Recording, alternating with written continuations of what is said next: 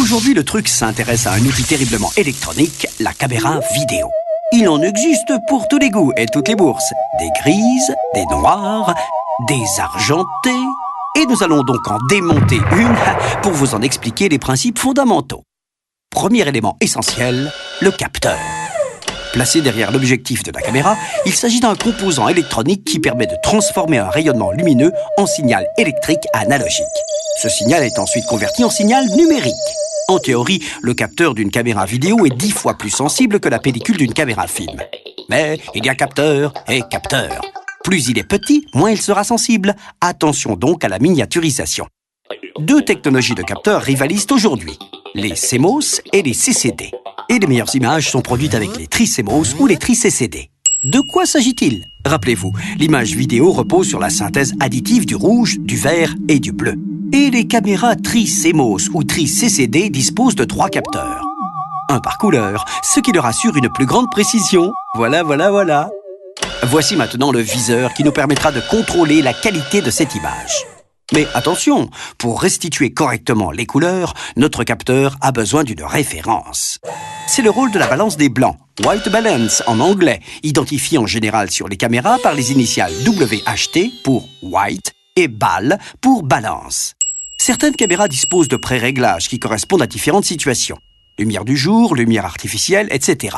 Mais pour assurer un réglage optimal, il faut disposer une surface blanche devant la caméra, puis presser sur le bouton Balance des blancs.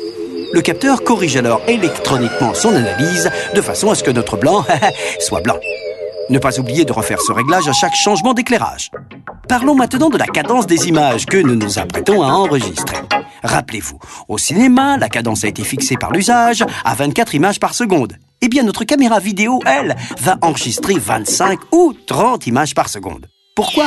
C'est très simple. Les capteurs étaient historiquement alimentés par un courant électrique, dont la fréquence est en Europe de 50 Hz, soit pour aller vite, la possibilité pour le capteur de transmettre 50 images par seconde. C'était beaucoup trop, et on a donc divisé cette valeur par 2, soit 25 images par seconde, pour se rapprocher des usages cinématographiques. Dans d'autres régions, la fréquence du courant est de 60 Hz, et les caméras enregistrent alors 30 images par seconde.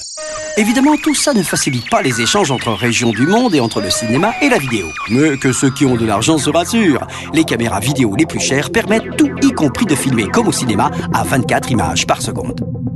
Les couleurs sont bonnes, l'image est nette. Parlons maintenant du shutter. Pour ceux qui ont suivi notre exposé sur la caméra film, il s'agit en fait de l'émulation électronique de l'obturateur. Le shutter dose la durée d'exposition du capteur à la lumière. Fixée par défaut à 1/50e de seconde, comme par hasard, sa valeur peut augmenter 1/25e de seconde, 1/12e, etc.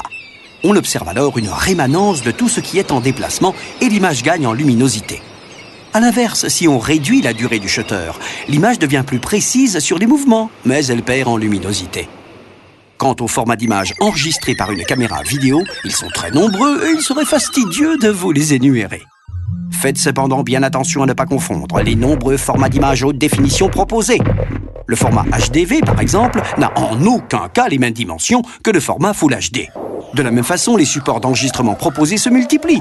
Bande magnétique, DVD, disque dur, et nous vous recommandons la plus grande prudence. On récapitule. Le cœur de la caméra vidéo est son capteur. Il est toujours meilleur quand il est triple.